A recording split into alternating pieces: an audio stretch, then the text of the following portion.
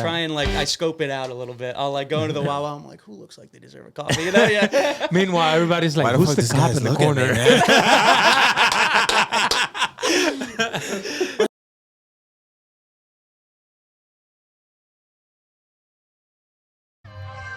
Yeah. Oh, we back. Y'all already know what it is. Just a regular podcast. Look. New year, new me. I've been lying to myself.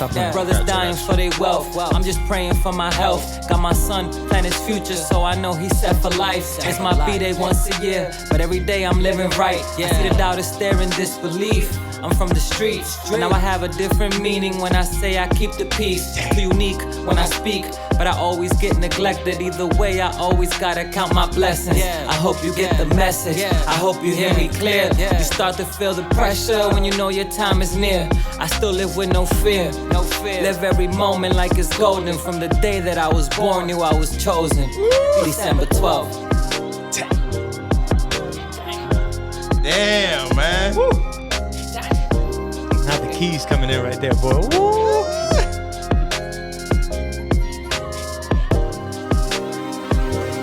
You know he won't take that too, right? What? He won't take that. What? That's what he does, bro. Come on. Let's go.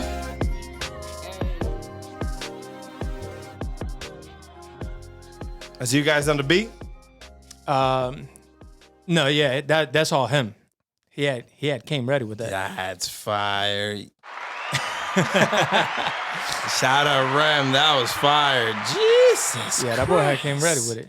Oh my God. Keep them coming, man. You're killing it. That was great. As always, we magical. Tahiti, baby. Y'all already know who it is. It's AOC laughing loudly. And to the left of me, the right of y'all, we have a very, very, very, very special guest. To the left of me, the right of y'all, we have Billy Nicola.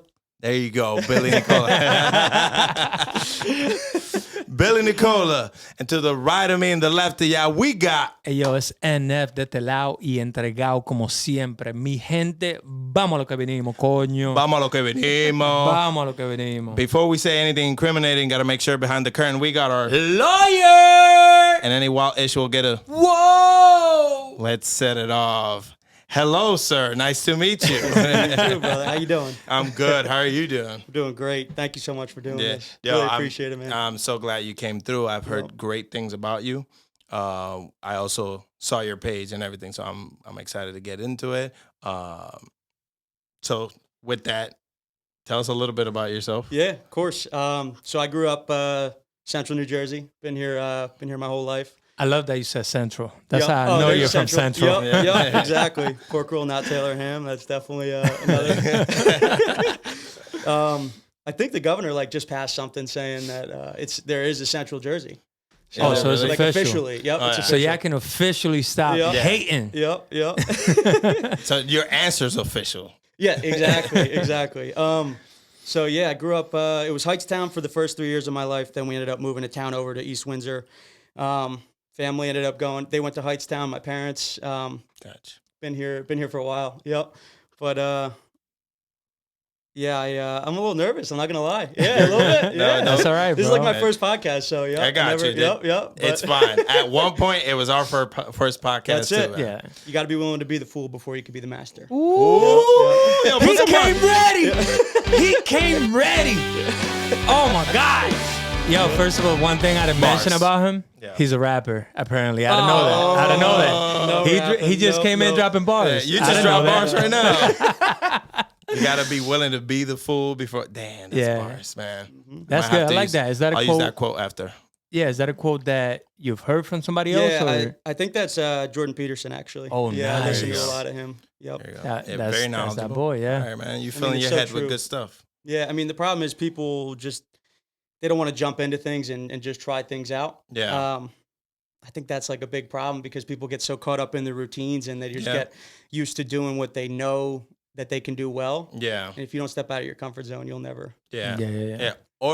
And also they think about the end result of something and dream about that part and don't plan out the work. Or like you said, trial and error. I mean, right? Yeah. You're saying they kind of live in that dream state a little bit too much, and don't, right, and don't ever take the beginning step, so they can see, okay, this was harder than I thought, or whatever the case may be. right? But we're not even worried about them. Yep. We're worried about you. So how was growing up in Jersey?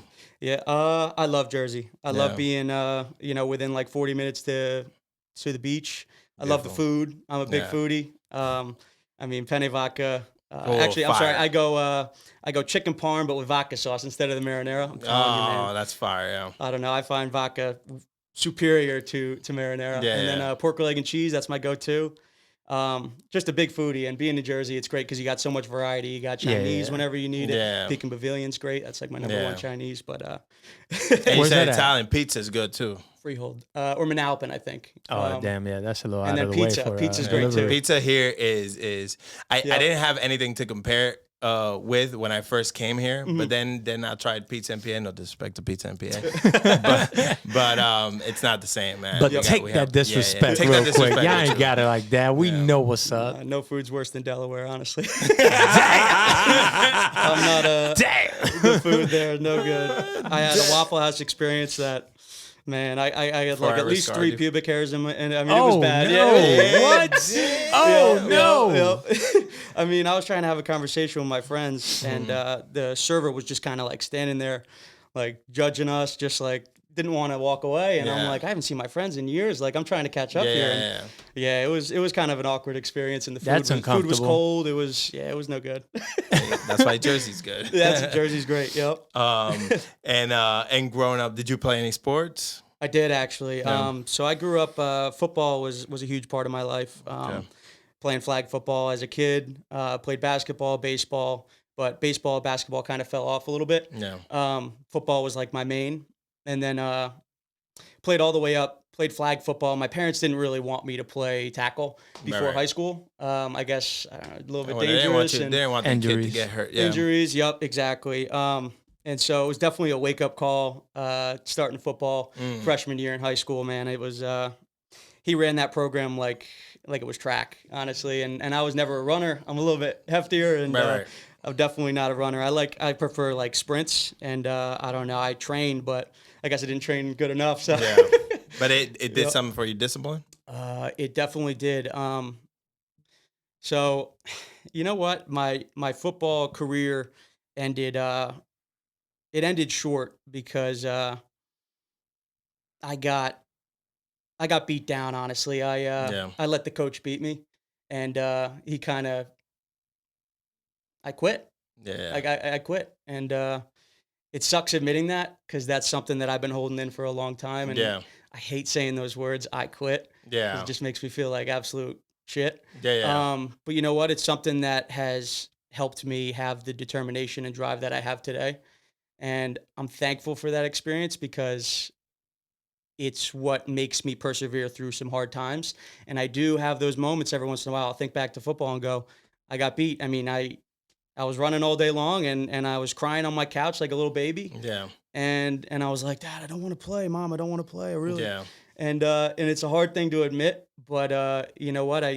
That's when I kind of transferred all my energy over to lacrosse. Yeah. And lacrosse was my main Oh, sport. you're rough, bro. Lacrosse is rough. Nah, I love it, man. Lacrosse is great. Yep. Also, I admire you, bro, because it takes being a man, and a grown up to Yep. owning up. That's your truth. Yep. And that's your fuel, I'm guessing, for the things you do today. Mm-hmm. Yes, sir. Yeah. And it didn't stop you. You're not a loser. I saw your page, man. You're Yeah. living life, man. Yeah. No, and that's the thing. It's like I had a lot of all my friends would kind of tell me, like Billy, like you got to play football, and like I always hated like kind of bragging about myself, but they would always, kind of be the ones to hype me up. And my Right. dad always told me, let other people brag for you, don't brag for yourself. Yeah, And that's that's kind facts. of something that definitely sticks with me. So I always get a little bit awkward, like kind of trying to like brag on myself. Yeah. But I was definitely a pretty good football player, I would say. And, in flag football, I had a good time still. And even though I didn't play tackle, I still played. We went to tournaments in Florida and whatnot and did. Oh, nice. lot Oh, of, you did it, did Yeah, it? we did. Yeah. Yep. That's dope. And but lacrosse was great. I love that sport, man. It was hard giving that up after my first college year. We'll obviously kind of dive into like why I did 1 year of lacrosse. And then, but yeah, I have about 5 years of I played lacrosse for 5 years. That's kind of like my. You played all throughout high school and then college? Yep, exactly. So I played at Hightstown for 4 years.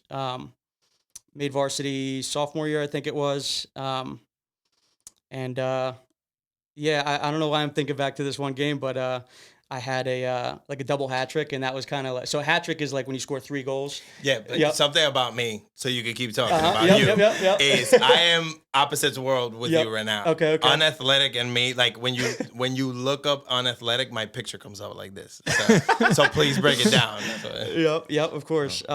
So that was just the game. That was our senior night. And what is the hat trick? So hat trick is it's when you get 3 goals. That's just like a nickname for when you get 3 goals. So I had 6 goals that game, and that was like one that I just really did well, and it just felt so good, like finally letting it out, because like I had moments of like kind of being timid a little bit, and like I know I just never left it like my I want to say my freshman and sophomore year, I just never left it all on the field, and then something kind of switched.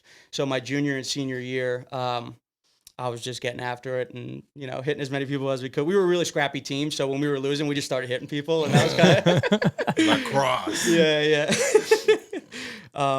But yeah, it was a great experience. I learned a lot, just about team and about pushing through when you don't want to push through. Yeah. That was also a lot of running, so it wasn't an easy transition, but kind of quitting football, it helped me get through lacrosse, because I'm like, I'm not quitting too, I'm not. Do you have any stories where you had to like check somebody on the field? Because that's like when I think lacrosse, that's what I think about. Just like constantly checking people. Yeah. So when you check when you say check, what do you mean? Like hitting them, or you're saying like using the stick to kind of? Well, I think of check like in football, when you like hit somebody and you just put them out. I mean, yeah. So the thing is, when you're on offense, I was an attackman, and so when you're kind of cradling, you have to keep your arm up, because that defense is just whacking your arm. I mean, you're walking home with a lot of black and blues. Damn. Nothing compared to the goalies. Yeah. Because those goalies, like they really go through it. My brother was a goalie, and I don't know how the hell he does it. Like he used to get hit with like balls that were like 90 miles an hour coming in. Like those things. Yeah. That's like a baseball pitch. Yeah. Some of these kids, they could shoot. I mean, in high school, it was pretty rare, probably getting like a 90 or 100 miles an hour, but some of them did, and they got to just stand up to that thing. I couldn't imagine doing it. Yeah. That's tough. But yeah, so I remember one game, these dudes at I think it was Rancocas Valley, they used to sharpen the butt ends of their sticks. Oh, that's messed up. And they would actually like hit you before the play. They're like, you suck. And they're like they're like getting in your head. And like, so we used to get really scrappy with them, and it was just like nonstop hits. And we had this one dude, Darian, who completely took one of their guys out, to the point where, I mean, I think the emergency services came, and Jesus. No way. Yeah. So he was okay, but like, but it was rough. We ended up we won that battle, like everybody went home with their battle scars. Yeah, so you used to come home pretty bruised up. Oh yeah, yep. But it was kind of cool. I don't know. I always think it adds character. I look at all my scars. I was pretty injury prone. Like I had a lot of random stuff kind of happen throughout my life, and the injuries. I just like looking at them because there's a story behind them, and it's just a fun thing to talk about over dinner or with some friends or something. Right. That's pretty cool. Yeah. As long as it's not something that really debilitates you, and it's not not something I mean? like cripple you. You for know what life, I'm saying? but, Exactly. Yep. Sure. Wow, that's dope, man. So you're like, let's go. Let's get it. Yeah, I guess so. I think the end of my senior year, when I graduated, so this was about 10 years ago now, I was working out with my older brother. My older brother, he had his own gym called Nicola Performance Training, and nice. Loved training with him, man. It was just like 1 o'clock every single day. I had like the 1 or 6 session, 1 o'clock or 6 o'clock session, and bro, we used to get after it. I mean, we used to really hit it hard, and I was in the best shape of my life at that point. So it was really sad. Obviously, I'm talking in past tense. He doesn't have the business anymore. Yeah. But those are some of the best memories of my life, training with all the guys who were also training for other sports. So I was at a point in my life when I was going to graduate high school, and I didn't really know exactly what I wanted to do with my life. Yeah. So most of us. Right. Yeah. Exactly. Yep. And so I was training with all these Division I athletes, and I'm like, I'm kind of keeping up with these guys. Like, I'm putting up some pretty good weight and feeling good in the gym, feeling healthy, and I wasn't really putting it to any use. So I was like, you know what? Why don't I try? I'll go play lacrosse, and that's when I kind of started reaching out to some teams and Kane University up in Union. So that's who I ended up playing for. I played my freshman year, and I've just always been a competitive guy. I love competition. I mean, if you wanted to like rock paper scissors right now, like I'll go nonstop. You want to like race to tie your shoe, like I'll do any. Honestly, yeah. That's dope. That's good drive. Yeah, I love competition, man. It's I think some healthy competition is really important for a lot of people. It's funny because like my girl's like the complete opposite. She doesn't. Right. She doesn't like competition at all. Peace and love. Yep, Keep it easy. Yep.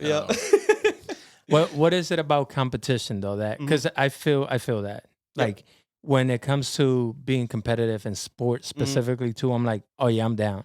I don't know how to play soccer, I'm down. Like let's do it.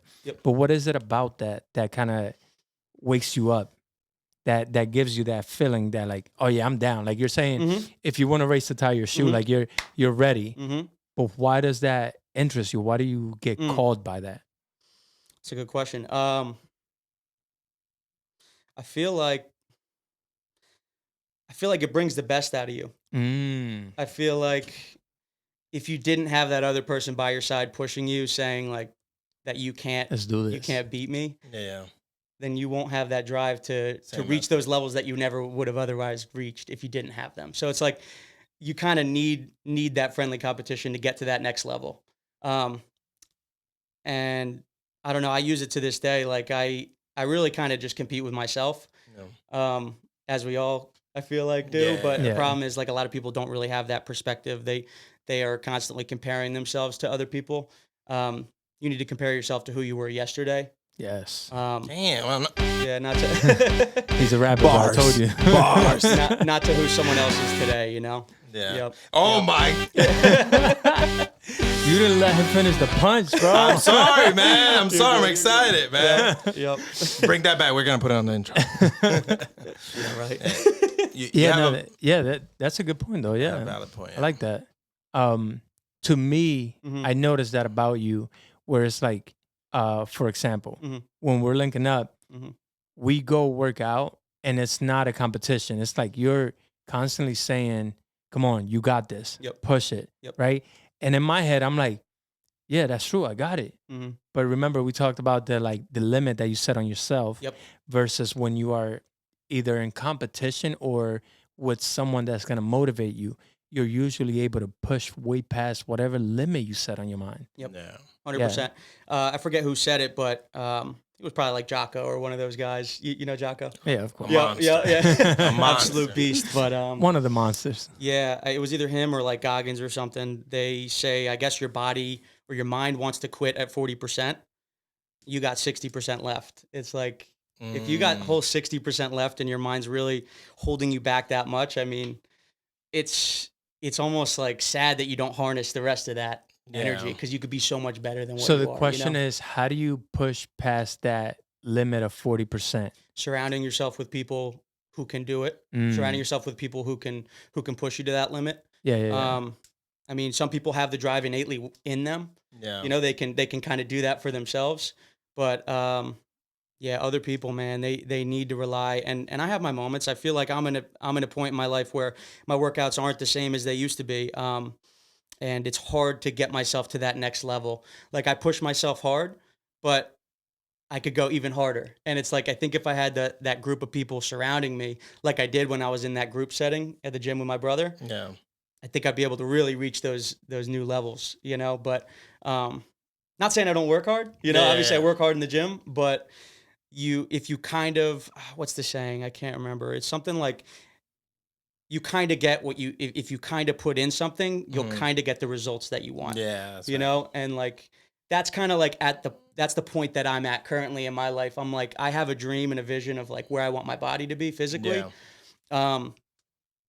I mean, not only physically, it's a mental thing too. I mean, when you work out, it's no coincidence that you have your best days when you work out, at least me. Yeah. When I work out in the morning, I'm having the best day usually, you know, and it kind of carries over into work, and it's contagious, you know. So it's something you're that I way definitely try happier and throughout do. your day after that. Oh my God, Yeah. 100%. You'd think like you're exerting more energy, you're gonna be more tired throughout the day.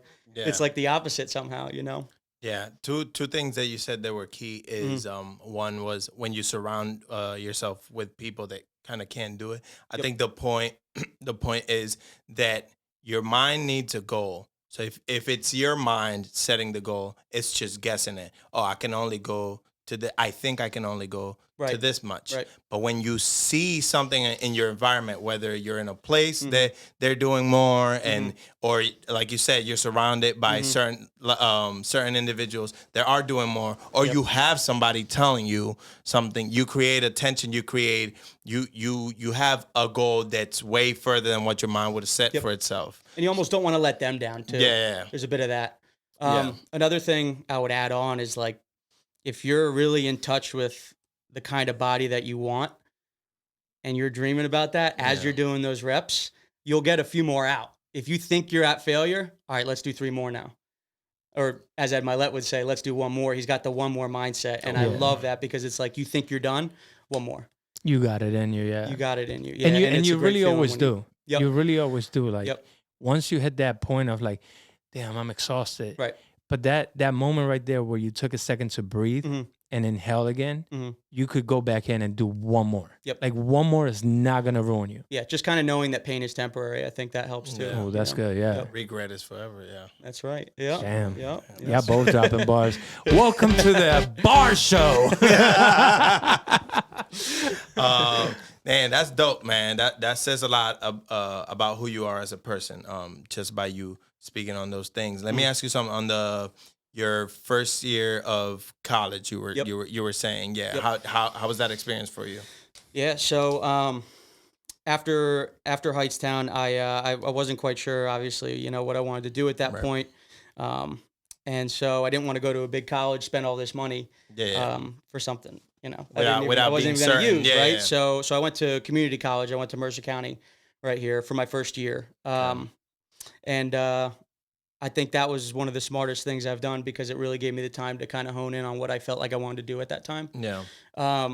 So I took business management because, you know, I started asking the people around me that I love. I was like, you know, what have I always been interested in? What have I been good at? And I've always been like an ideas guy. Yeah. And I've always kind of seen myself starting my own business one day. I'm surrounded by it. My dad, he's a mechanic for 42 years at this point. Right. My brother started his own business, obviously, and a lot of people around me have started their own, and it's always been inspiring to me. So I'm like, you know what, I'll do business management. We'll try that out. Took a couple courses in that. It was interesting and all, but I ended up shifting gears and going the criminal justice route. Okay. Because I've always had such a respect for what law enforcement does. I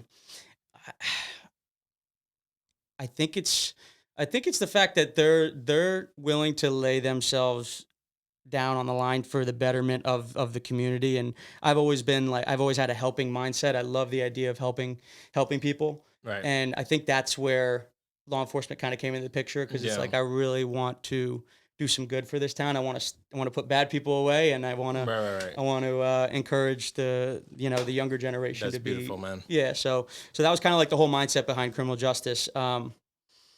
Also, I learned about being a U.S. Marshal, and there was a marshal that came into one of our classes and taught me about what he does, and the idea of it just sounded awesome. Rad, I mean, they just kick down some doors and tackle some. Oh, damn. Shitheads. I mean, yeah, they take down some bad people, man, which is cool. And like, I always love the idea of like doing something like that. So I did an internship with the U.S. Marshals, which was like awesome.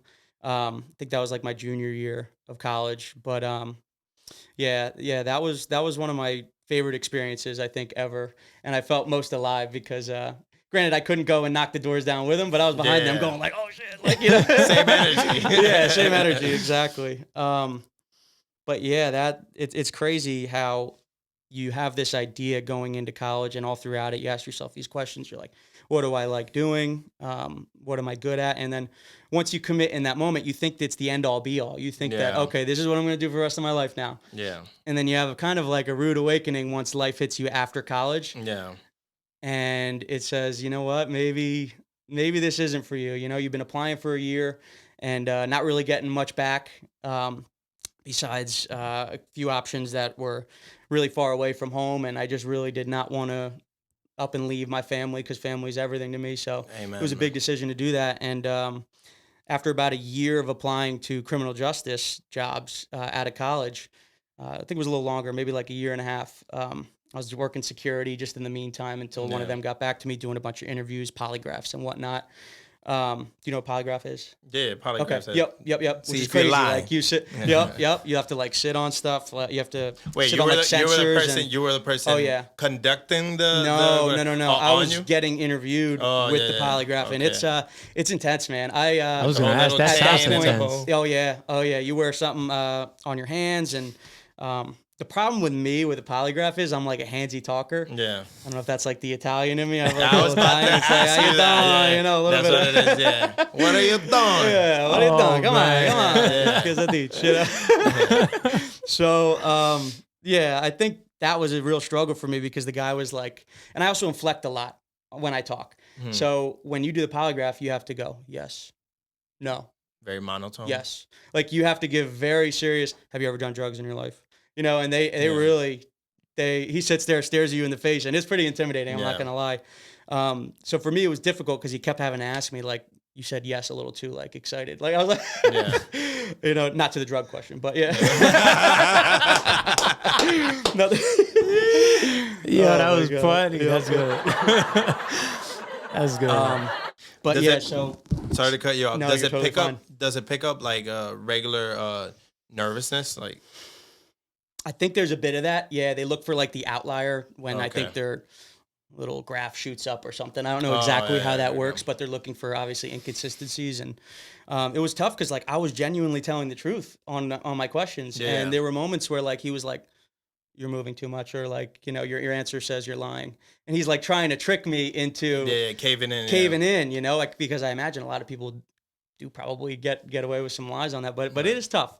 It's not admissible in the court of law though. So, which it's, I don't know. I always found that interesting because it's like they use it for the interview process to see if you're lying or telling the truth, yet it's not admissible. You can't use it in court. So it's like, I think they're just trying to gauge you as a person. Right. Exactly. Yeah. Yep. But, that was a pretty strenuous process. I mean, after like a year and a half, I think I got a message from it was either Secret Service or FBI, and they were like, "Just wanted to let you know you're still in the running for a candidate. You're still one of our candidates." That's and I'm like, dope. a year and a half later, like, holy. Yeah. But that's how long it takes for them to do all their background checks. They call people, your references, and whatnot. They need to make sure. Yep. But you know what? When it wasn't working out, applying everywhere and really not getting too much traction. That was when I started kind of asking the people around me again and really just sitting in silence. And when I get to points in my life where I don't really know where the next phase, what the next step is for me, I like getting quiet. I like going to the lake. The lake is my thing. The lake has always been a spot for me to find my clarity, to sit and really sit with God and just have some one-on-one time and, you know, shut the phone off and just sit there, look out at the at nature and just be quiet and still for a little bit. Because with the busyness of your life and the world around you, you're on your phone scrolling on TikTok, Instagram, YouTube. I mean, there's so many distractions, and it's like we don't realize how much that really has an effect on our minds negatively. I'm not all against social media. I think when you can kind of hone in on it and create, you know, kind of morph the algorithm to be feeding you the things that you want it to feed you, right? Yeah. Not just some BS that it's just some guy throwing a piece of ice off of like a cliff and you just see it. Like random stuff like that. Yeah, I don't know if you ever heard like Man News or something like that. No, so there's something called like Man News or something, and they just do like all different videos of like people like rolling rocks down like giant rocks down mountains and like. See, but I'm the type to get hooked you'll sit there and watch like, I don't need that. Yep. I don't need that. I don't need it. Yep. And are you a meditator? Do you meditate? Yeah, so I've more recently tried like guided meditation and stuff like that. Like I'll look up on YouTube like 5-minute, 10-minute guided meditation, and it really does help start your day. Like I try and always do it, like not always, but I try and do it in the morning when I kind of wake up and I'm in that. It's not necessarily in my regimen per se. Prayer is. That's kind of like I look at them very similarly. Prayer is a form of meditation, at least in my opinion. Exactly. Yeah. And yeah, just like I sit in a comfortable spot on the ground, and it just clears your mind. It's almost like a factory reset, you know. Yeah. And then it just Yeah. helps you make that next decision a lot easier because, like I said, you get so caught up in your daily job, and you're just.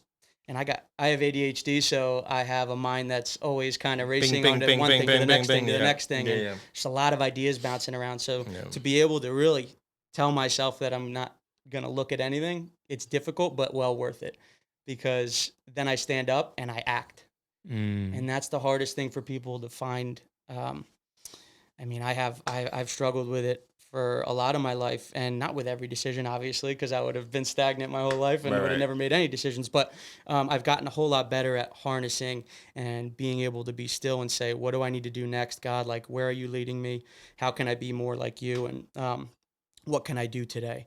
And then you just find that next decision. And you don't think, like you were mentioning earlier, some people get caught up kind of looking only at the far vision. And they don't really know the little micro steps that it takes to get to that vision. So it's like, I'm a big believer in creating a clear vision for what you want for your future. The path, But really backing in to what is it going to take every morning, every afternoon, and every night. What do I specifically have to do? And I think people don't really talk about that too much. Like people say like, or think about it. Right. And I think the more you're living in congruency with the thoughts that you have for your future and the actions that you're taking every day to achieve those, that's the definition of success for me. Yeah. If you're truly feeling like, my bad. No, you're totally fine, man. I'm sorry. Yep. There you go.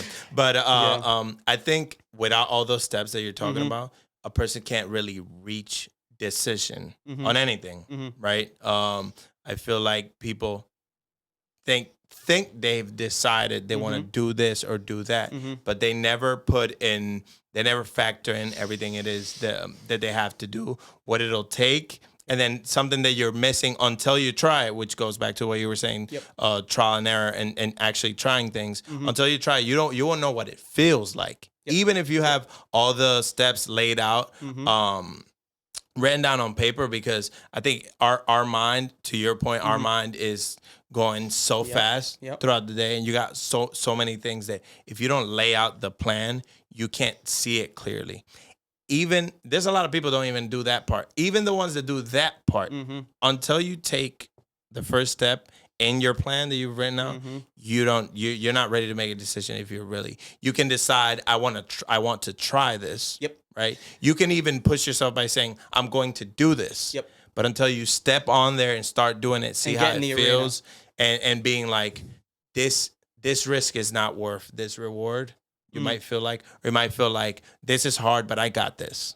That's when you enter, that's when you really make a decision on what it is that you're saying that you're going to do. I love that. What do you think is the difference from someone who makes that jump and someone who decides to act on the thing that they want, and the people who think about it?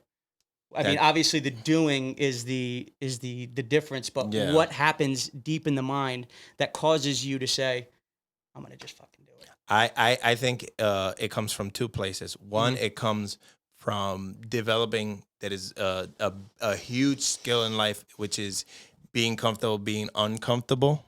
Right? You need to. If not, you're not going to try. If you're not comfortable being at least a little uncomfortable, you're not going to try anything. And then the other one, and this one usually slingshots people. Sorry about that. I'm on spraying, washing the camera down.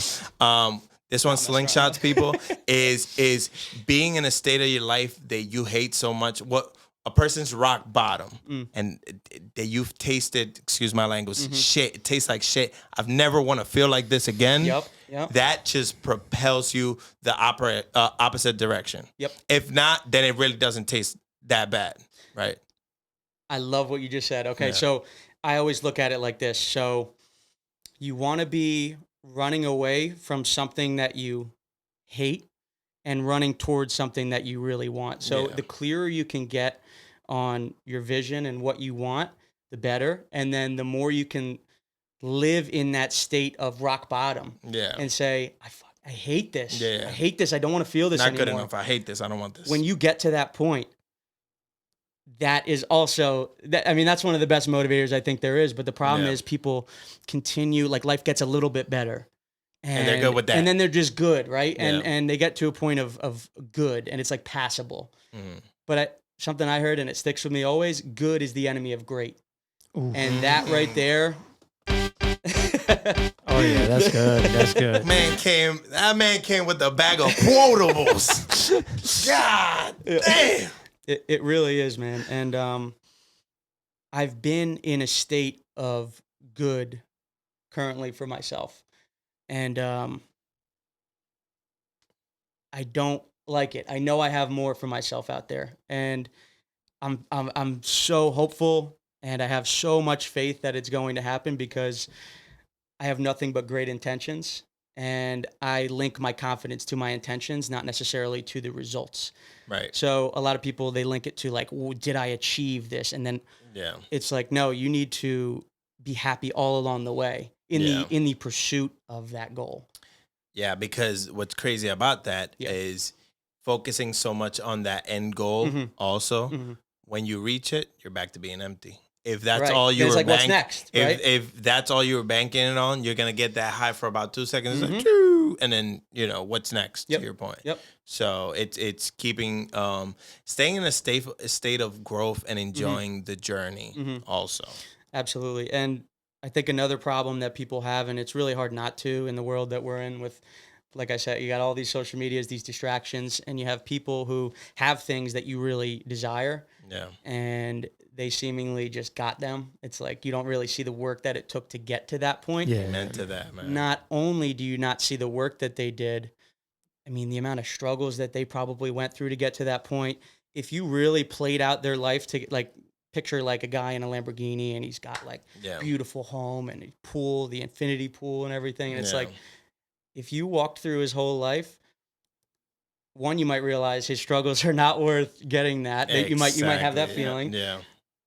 And not only that, but you don't know his mental state when he's actually there. He might not love his life at that point. Exactly. He might have all these material things, but he's truly unhappy. He might be thinking about wrapping his Lambo around the next telephone pole. And I know it's morbid, but it's true. It's true, because there are a lot of people with money and that have wealth that are very unhappy. And then you have people who have no money, and they're the happiest people in the world.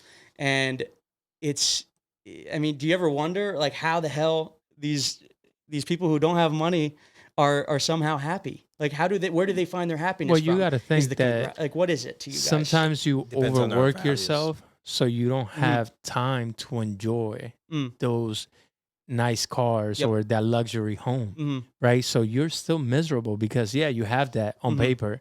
But do you ever just like sit at home and just chill by the pool? Do you ever just go on like spin on your Ferrari? No, you're always fucking flying for work.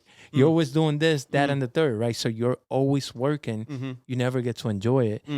That there's no point in having anything nice like that. And not only that, I feel like you, at that point, if they are unhappy, I think they've lost some touch. They've put too much priority on work, and they've lost touch with what really matters, which to me, it's family. Yeah. To me, it's self-discovery, finding out like what your meaning, what your purpose is. Where do you find fulfillment? For sure. It's clearly if they're unhappy, you know what I mean? I was about to tell you that they miscalculated what was going to fill that void. That's right. And then they went all the way out there, got all that money, and realized, damn, I just wanted to spend more time with my family and friends or whatever, right? Each person's wealth, I think, is different. It's not always, financial wealth is a thing. Yeah, I think money just facilitates things. Oh, absolutely. And exposes you to more of who you are. Meaning if you're miserable and this and that, or if you're genuinely like a bad person and you go out and get some money, you're about to do worse stuff with it. Yep. You Same know? thing opposite. If you're, though, right? yeah, exactly. If you're a good person, you have money, you're able to do more. But even for yourself, if you're into Formula One, let's just say it's a hot topic now. Yep. If you're into Formula One and you have money, you can enjoy the sport better, right? For example. But money isn't everything. It's just a facilitator. So to your point, I feel like it's about learning who you are inside, so then you can work towards what's gonna really make you happy. Yep.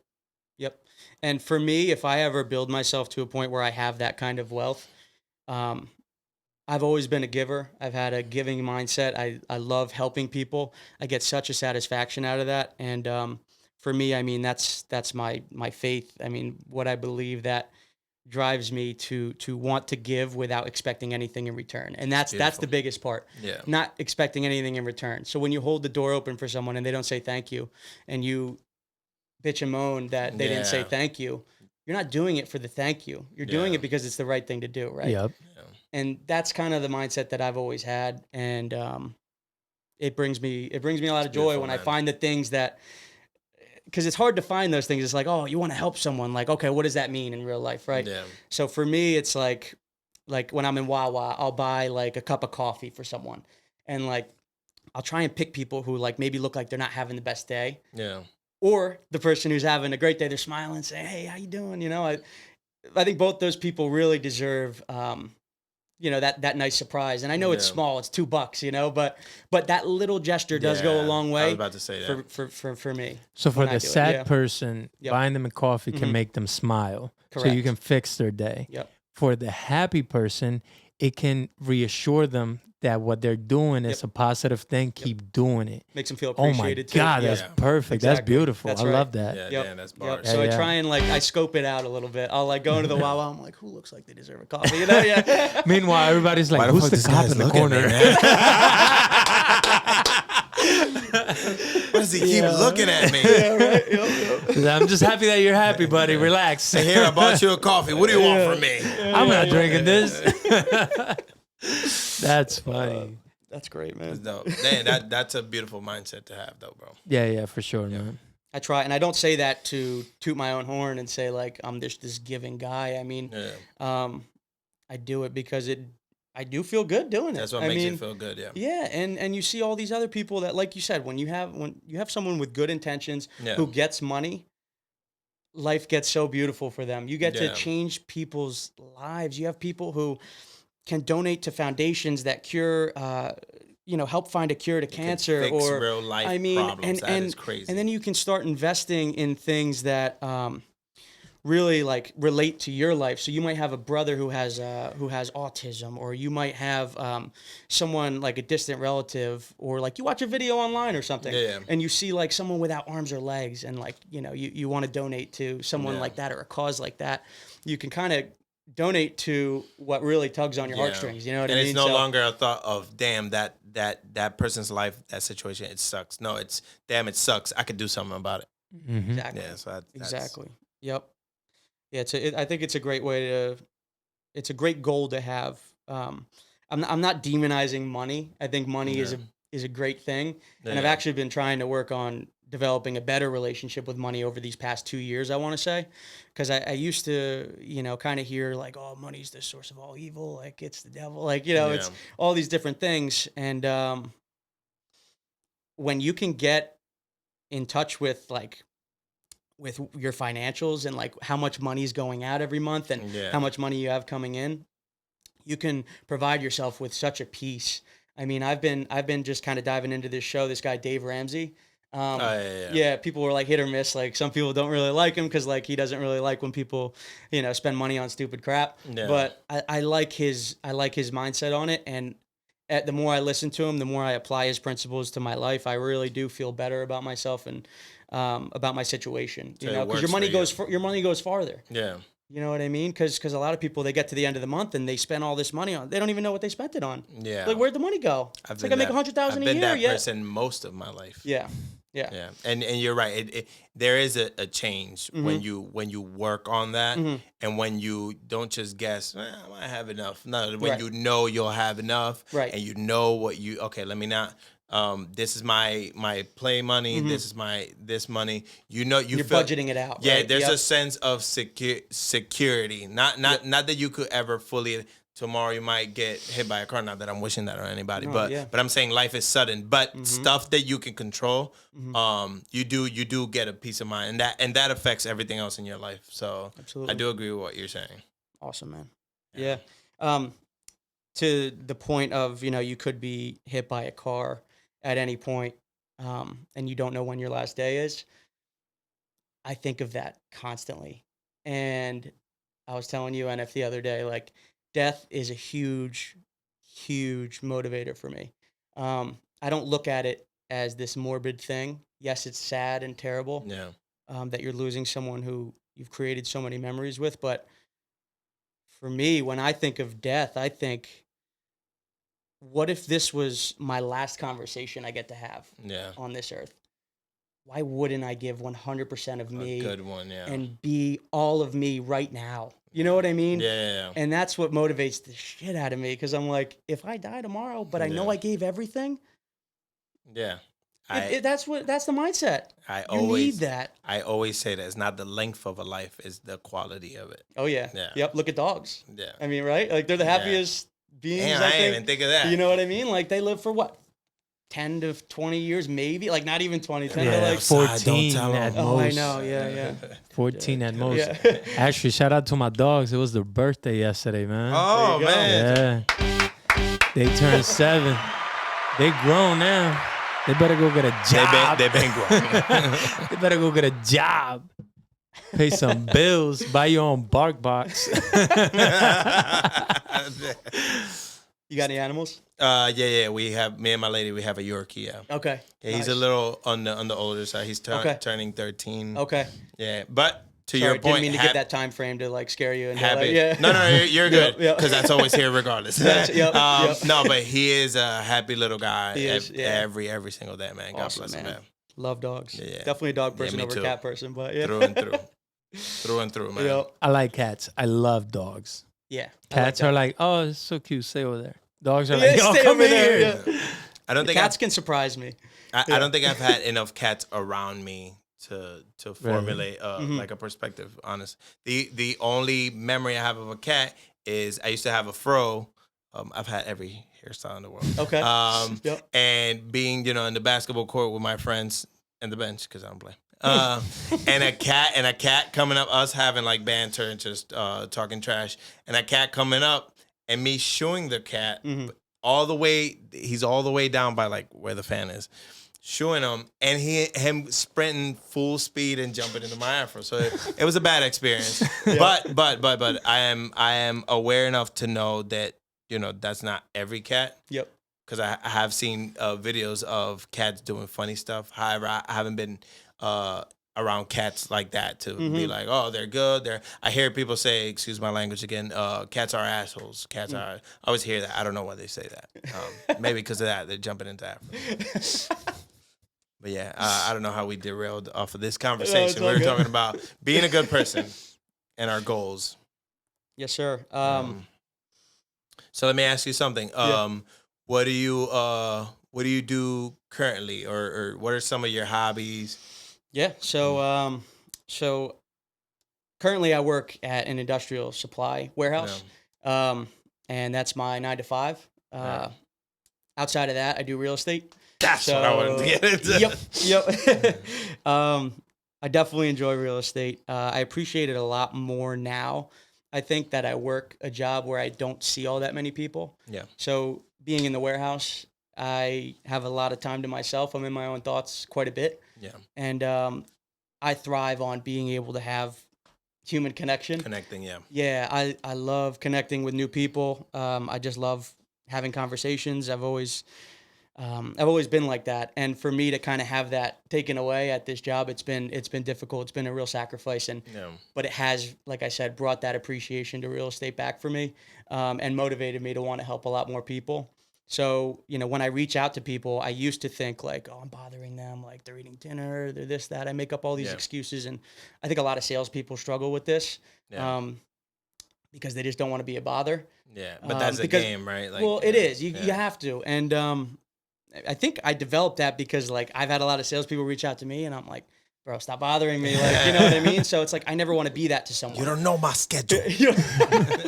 Right, pretty much. So I've kind of stopped believing in that idea and believing in the idea that they need my help, and I'd be doing them a disservice by not helping them. And if I can even just be a resource for some kind of information for them, even if they don't end up using me, I'm totally fine with that. Obviously, I'd like them to use me, but I think also people do business with people that they like. So it's like if you could be a likable person, they're going to just naturally want to do the work with you. Yeah. You know what I mean? So that's how I try and be. Like, I don't just talk about real estate with people. I obviously talk about their family, their life, the things part. Exactly. Yeah. And the whole rapport building is huge, but obviously you want to be very knowledgeable. Yeah. So it's like, I've been doing everything I can outside of this job more recently to learn more about real estate, because if we're being completely honest, when I got my real estate license in the beginning of 2020, I didn't give it a full go, because, and this is an excuse, but COVID hit. So I got it beginning of 2020, 3 months in, March, COVID hits, and I had 3 months of like knocking on doors and like scoping out neighborhoods and, you know, emailing prospects and all the kind of real estate-y type of things you do. But once COVID hit, everyone kind of hunkered down. No one wanted to buy houses, and it was a lot more difficult. So I realized like, hey, I'm not making any money after, I don't know, maybe like May, I want to say. So I'm like 6 months into this at this point, and I'm like, I'm not really making much money. Did you feel you were going all in? The first 3 months, yes. Yeah. Absolutely. And then once COVID hit, I started making a lot more excuses and spending my time elsewhere and researching other potential jobs that I might want to work. So I've always been an ideas guy. I'm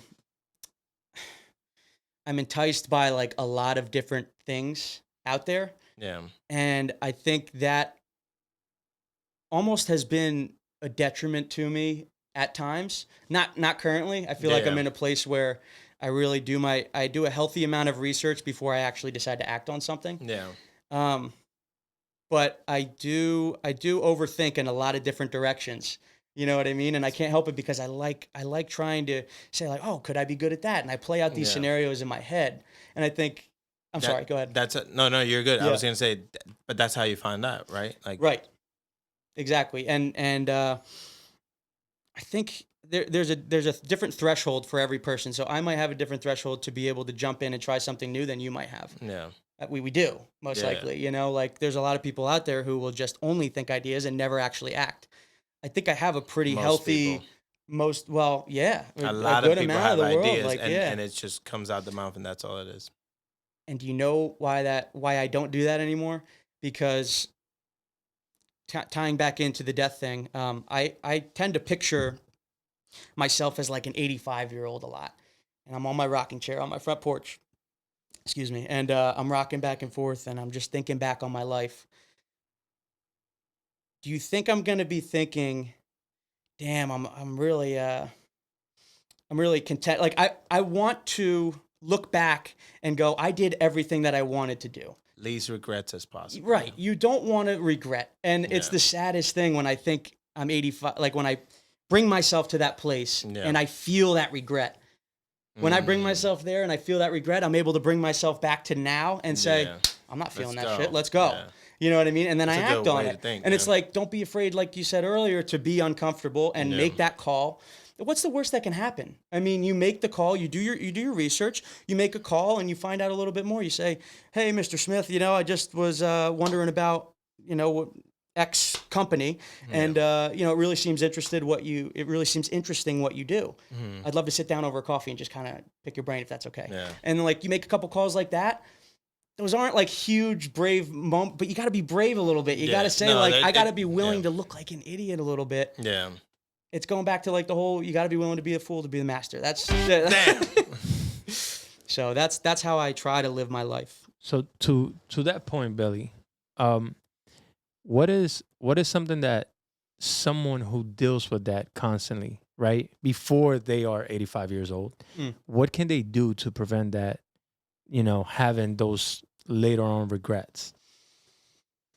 As in, like, what's going to help this person act in that moment? What is something that you may feel that maybe works for you, or you've heard from somebody, or something that you think might be able to help them just take that step instead of just kind of like sitting on an idea and letting it pass for 40, 80 years and then going, damn, what if I would have just... You got one shot. Oof. You got one shot. Eminem said at it. life. Eminem said it. Only got one shot. So, that's true. So if you really, I mean, I don't think people really understand how amazing the fact that we get to wake up every day is. I mean, if you just look up, go on Google right now and type in, what are the odds of being alive? I mean, it is like 1 in like. Damn, I'm gonna ask that. I mean, can you pull up Wait, that number? Hold on, I gotta ask Siri. Unreal. Hey Siri, what are the odds of being alive? The odds of you being alive are incredibly small. Damn, she started with that real quick. The probability of you existing at all comes out to 1 in 10 to the 2.6 million. So that's like, and it's not even comprehensible. Like you hear that and you're like, what does that even mean? Yeah. Right? Like I can't even calculate that. Yeah. My math ain't mathing, but that sounds crazy. Exactly. And it's like, we don't realize how much of a gift it is to wake up To every be day. here. Just waking up. Yeah. Let alone waking up healthy. Yeah. And the fact that you have the ability to go out and do it. That's a good point. Because You know what I could be mean? alive, but what if you're not healthy? That's Damn. it. What if you live a Yeah. life and you only have legs? I mean, I know it's Or what ridiculous. if you don't have legs? What if you're bedridden? Like, You're bedridden, right? yeah. You got something. And like perspective always helps me also, because I'm like, as bad as I think I might have it, there's always someone out there that does have it worse. So it's like, I try not to compare like up to like the people with the Lambos and all that. Yeah. I mean, I could use it as like motivation and whatnot. Yeah. I don't compare myself to them. And I do try to compare down in the sense that like my life could be this. a lot harder. Yeah. My morning routine could be 4 hours just to get to my work because I have, I mean, just think about that. Yeah, like handicap or right. or- You got an issue or you Yeah. got some kind of mental disability. I mean, there are things that people deal with every day that we have no idea about. Yeah, and we don't it's think true. about it. And when you keep that front of your mind, it makes you grateful and it brings you, not know- that they don't have great lives, not that they don't have the potential to have a great life. Hey, some of those people might Most- be the happiest people. They on actually earth. That's what enjoy I'm those saying. lives Exactly. sometimes too, yeah. I think because of that, they But end if up you- having the best But mindset about it. Yeah. If you put yourself in their shoes though, and you think about how difficult that is, you probably like, damn, I really wouldn't be that happy in that situation. Like, I don't know if you ever heard of like this kids, I forget what country it is in Asia, but they walk to school through like a mountain, through a river, through a jungle. What? It's wild. It's I either feel like the I've seen that a while Philippines ago. or Yeah. Yep. Malaysia, something like that. I can't remember where it is, but they do like all of this crazy, like, it's a journey, bro. Just to get to school. Just to go to school. Kids, Right. Spartan race to school, Kids. Spartan race back. think about it. You not only do you have to go there, but Yeah. now you got to go back home. And I'm pretty sure it's about a 4 hours trip to do that. God. They get up every morning and they do it. Mm-hmm. That to me is like, bro, Determination. Yeah. It's like crazy. It's almost like what's your excuse? But to your point, if you keep that present in your mind, it might propel you to stop taking your life for granted. yes. And trying Absolutely. stuff. Yes. And that's definitely one of the things that helped me act in the current moment. Kind of like a who gives a shit attitude. Like Yeah. I do it, I fail. Who cares? Yeah. Like, all right, On to the next thing. Aunt whoever or Ryan on Facebook or whoever you value their opinion for some reason, and because a lot of people I think value too much of other people's opinions, and that's what drives them not to go ahead and act on certain things. That's giving people power over you, though. 100%. Yeah. I think it's a problem. Yeah, People it's do, it's a but major you problem. But you're right. It is. people do it all day that long. I all the mean, time. you can't help it sometimes. I mean, you think like, oh, what would grandma think like if I posted this? So like you don't post it and you don't kind of put yourself out there. So these are some of the things that like can hold people back. So when you lose that and you say, what do I think? Would I be happy? Would 85-year-old Billy Nicola look at young Billy now and say, because that's the only approval I need, right? I mean, well, God for me and the older version of me. Yeah. Yeah. Because You become your truer self when you think like that. That's right. And I want to be my most authentic self. And once I meet myself at 85 or 90, whenever my day is, on the other side of death, and I picture sitting at a table. I think Goggins did, like, kind of ran through this situation of, like, when I live my life, I want, he's an absolute beast. And he goes, when I live my life, I want to be as close to the best version that I could have possibly been once I meet that other self, once I meet that person. So it's like, if he's sitting at the table, he was reading through all of, like, he's like, you're a cockroach exterminator, and he's like, you're 300 pounds, and, you know, he's kind of listing all the things that he was, and he's like, and then he ends up reading off, like, all of his accomplishments that when the better self, like when he actually decided to act. And he's like, oh, you were a Navy SEAL, and you made all these accommodations, and you helped all these different people. And he's like, that's not me, man. Like, I'm a cockroach exterminator. You know what I mean? When you meet that person, you want to be as close to a mirror as that person as you can. That's true. Right? So it's like, I want to look at that person and go, like, I did everything I could that I wanted to do. Yeah. And I didn't live with any regrets. I got one shot at life. Why not try it? And that is what helps me make that uncomfortable call and say, like, hey, Ryan, like, I just wanted to give you a call. I saw you've been doing, like, some real estate, and I just wanted to learn a little bit more about it. And that's what I did. Like, I would like call around different real estate agents. Pick up the phone, Ryan. What are you calling you? Who do you usually scope out, like, you know, to call and stuff, to reach out? So I had a couple friends that were in real estate at the time. And I reached out to them to kind of see, like, what the next steps would be for me if I were interested in wanting to do real estate. Once they kind of explained, oh, you need to have 70 hours in the classroom, and then you need to take this test. And once you pass the test, you got to hang your license with a broker, right? So that's kind of like how it works. You take, I think it's like 75 hours of a class. Once you do those required hours, you have to pass this test with a 75 or above. I'm terrible at tests. I am not a good test taker at all. So, and I'm not afraid to admit this because I do struggle, and they change around the test every time you go back. And I failed 6 times. So not failed.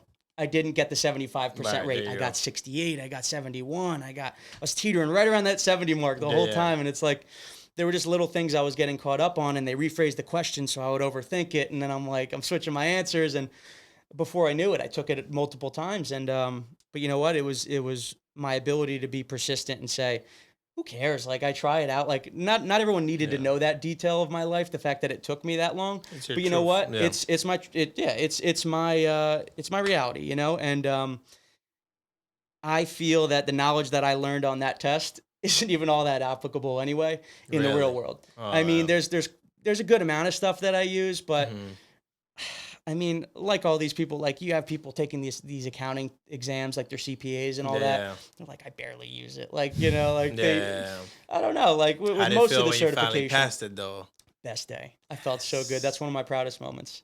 I feel really good. And when I look at that, I go, I'm just proud of myself. That's all. And it feels good to admit that I'm proud of myself, because I don't really talk in retrospect like this often. So like us just kind of having this conversation, bringing it back out, it feels good to say I am proud of myself. And you know, I've sold a couple houses, and I feel pretty good and feel pretty confident. So how would you usually, do people come to you, or do you meet people at a bar? Are you chasing people down? Like, you go to a bar and look at people? Because I've always wondered, that's that type of life, right? You said connecting, networking, that is huge in that business. But where do you meet these people? I mean, are you chasing people down when they're walking their kids in a park? Like, what do you? Yeah. Hey, you look like you could need a home. Yeah, exactly. So I've naturally just been a talkative person, like we were mentioning earlier. Like we have the gift of gab, you know. Yeah. And I already talk to people a lot. So it's like, whether I'm in Wawa and I end up sparking a conversation with the person I just got their coffee for, we're talking a little bit. Oh, how's your life? Here's a coffee. Need a house? Yeah, right. No. But like at the end, I'm like, no, by the way, I do real estate. If you ever need, like, I don't want to be that guy who throws it in at the end. But one of the bigger things that I've learned is you can't be a secret agent in this industry. No. There's no point in not letting people know. You might as well just throw it in at the end. You got your business card. Might as let well them do whatever they do. You know what I mean? Exactly. So, to answer your question of like, do they just come to you? They definitely don't just come to you. I wish that was the way. That would be really nice. Maybe that's too easy, right? Yeah, with family, friends, I would say yes. Like they know I'm still doing real estate, so they'll reach out to me. And other than that, though, I would say I'm reaching out to people quite a bit through text. I prefer text. I prefer text over like DMs and stuff like that, like on social media. Just feels a little bit more personal, and like a lot of times when I do my when I do my reach out, I'm not bringing up real estate right away. Checking in with them, seeing how they've been, how their by the way, you need been. a house? Yeah, well, yeah, and that's always the problem I've had with sales is that like there's always like this underlying tone under the conversation of, and this is why I'm talking to you. At the end of the conversation, feel like they're getting got or that's right, or ulterior motives to your conversation. Correct. And I never want to give people that feeling. Yeah. So it's like because you're so genuine. That's why in the beginning in real estate I wouldn't mention it because it's like I don't want to be a bother to these people. Yeah. I don't want them thinking I'm only talking to them for this reason. So wouldn't mention it, but it really has been beneficial just kind of throwing it in throughout the conversation at some point. And I've had a lot of people just reaching out just for questions, whether they're asking questions or they actually decide to work with me. I mean, I think the people who work with me, they seem pretty happy. I mean, I'm happy for them, you know. I think I share the excitement with them, and I think that's what makes me different as a realtor from a lot of other agents because they just get do their it for percentage they just do it for for the you, paycheck, man. from You know what I and- mean? Like, and it feels fake. It's a fake experience. And I've always prided myself on being genuine and real and authentic and shooting it as it is. Yeah. I like when people can say, Billy, I hate this house. And they don't have to whisper to each other and be like, how do we break it to them that we don't like this house? Like, just tell me. I don't care. Like, I'll show you 100 They're houses not buying before. you the house. You're helping them get a home. Correct. That they're gonna fall in love with. Exactly. And because I have more recently been looking for a home for myself, I have firsthand experience because like I didn't have that 3 years ago. Yeah. When I first started out, I didn't have the actual experience of like what it's like to put in an offer and get it rejected. So it's like I can really feel for people when we go 40,000 over asking price and we still don't get the house. It's like that's how difficult the market has been in New Jersey recently. I mean, houses are going way up and beyond. I mean, even with these interest rates, these are with like 7.5% interest rates. People are still bidding up and above. And granted, that's because the selling agent, they're pricing it at a point where they know it's competitive. Yeah.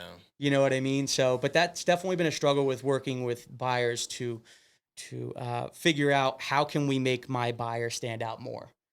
You know what I mean? And that's where the real that's also a big part of your job, right? Making them appealing to exactly asking the hard questions up front to the selling agent, saying, "Hey, what is your seller looking for?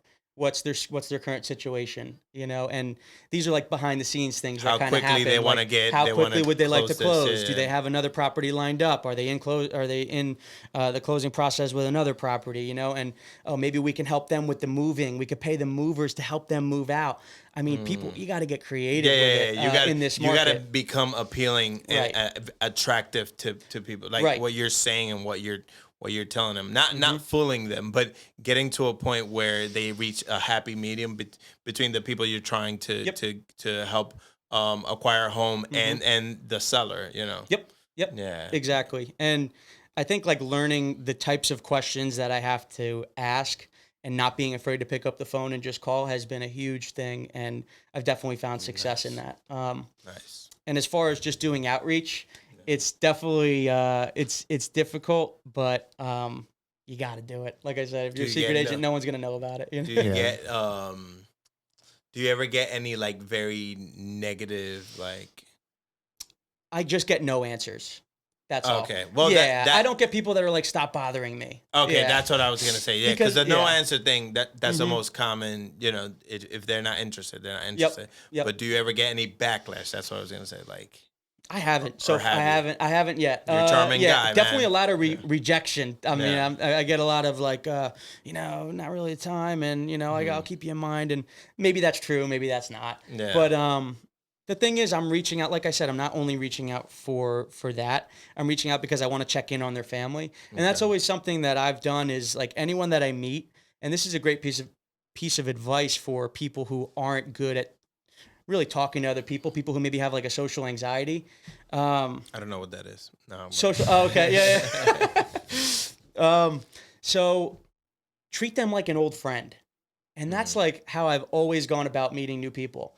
And like, I don't go up to new people and I'm like, hello, how you doing? Nice to meet you. I'm like, no, like, hey, how you been? How's your family doing? What's going on? Like, and it sounded salesy there, but it's an inviting attitude, I think. That's it. Yeah. And I think you got to just, the more you can be like a little bit more relaxed and start asking them, you're like, because we all have kind of commonalities that we have in our lives. We all have a family, right? So it's like even asking the question, and this is a big question that I ask. I'm like, how's your family doing? Yeah. And it goes a long way with a lot of people. They're like, my family's good. Like, thank you so much for asking. I don't get asked that much. Right. It's disarming. It feels disarming. Yep. I would feel, if you're coming at me like that rather than how you said, like, hey, I have this product. I'm not feeling attacked. I'm feeling like the safer they feel with you off of that first impression, the more likely they're to continue the conversation. Correct. Yeah. And not only that, but showing a genuine interest in what they have to say. And feeding on it. So that's how I think I'm able to really conversate well with people, is that I am actually interested in what you're up to. What are your motivations? What are the things you're going after in life right now? What's bothering you? Like, I just love being a listening ear and asking those questions. Yeah. And I think there's something that says, I forget who said this, but it's like, if you want to become interesting, become interested. Ooh. And so that is oh my god, oh my god, bars. Yeah, my man. That was good though. That was really good. I like that. All of them been good. I mean, that one just like clicked. I was like, wait, that's true. Damn, you're like Santa Claus, but there's not present. They are present. There's quotables in the bag. Yeah, right. Exactly. Gifts in the bag. Just float through you my get head. one, and you get one, and you get grab them. Well, you know what? That's what's. I've been listening at my work. I listen to podcasts all day long, and I listen to motivational videos all day long. And it's like, I just love it. I can't get enough of it. It gets me through my days feeling a lot better. And I feel like I'm learning and growing, which is something that I've always had a growth mindset. I always want to get better. How can I become more knowledgeable in my finances? How can I become more knowledgeable with my diet, in the gym, whatever I want to apply in real estate? I mean, there's so many so much information out there. So it's like, why wouldn't I try and better myself and create the skills or learn the skills that I need to become the most attractive person that I can in every way, because that's how you add value to yourself. Right. And I put a lot of focus on like reaching out to all these different people. Like when I'm looking for jobs, like before I had this job with the industrial supply company, just like reaching out to people constantly. And I'm like, what if, like, now I have the mindset of like, what if I took like 4 different courses in the areas of focus that I'm looking to move into, and I work on myself instead of working on what I do for someone else. You know what I mean? It's like, how can I make myself more attractive? Yeah. And it's like, that's kind of been my mindset as of lately, just learning up your own value, like as far as to the things that you want to do. Yep, exactly. And I forget exactly where I was going with the listening to podcasts all day long. But wait, totally before we proceed on the self-development, because that's kind of where you were expanding on. Yep. One of our viewers, Rem, he wanted me to ask you about the current state of the market, because you did mention that, and you said right now the market is very like competitive, right? It's very difficult. Yep. So he wanted me to ask you, is it better to buy land or property? To buy land or property? Yeah, currently. Okay. In this market that we're in. Yep. So, I mean, obviously it's all dependent on your situation and how fast you want to move out. I mean, speed is obviously going to be an issue if you're looking to buy land, and then do you have a builder lined up? So as an investment, it was a question. So as an investment, what do you think would be best currently? Land or a house?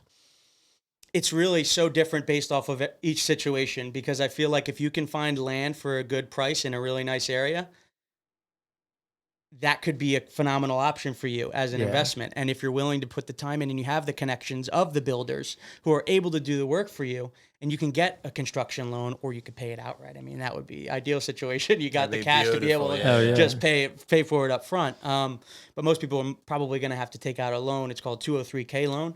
I'm not like the loan guy. I just deal with mortgage lenders. So this is just through recommending people to mortgage lenders. So don't quote me on this just in case. But I do believe it's called a 203K loan. This essentially allows you to say, okay, I'm going to buy a piece of land for $200,000, right?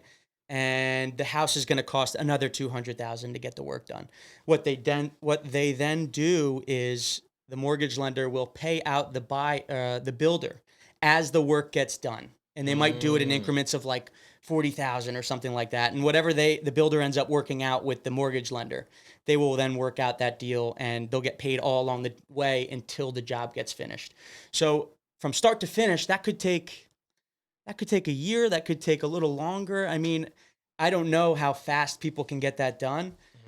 I mean, if you know the builder, maybe they could get it done a little quicker, but that's a year of not making a return on that investment. Right. So it's like, that's a difficult one. I would say you'd probably have better. Would it be a first investment property, or would it be? Do you know? He didn't specify, but I'm assuming so. Okay. As like if I'm an investor right now, right, and I have the money, and I go, okay, do I buy a house straight up right now and rent it out, or do I buy land, build the house on it, and then rent that out? I think the better situation would be to try and find a house that's maybe a little bit more beat up, so that you get a better price on it in a nicer area.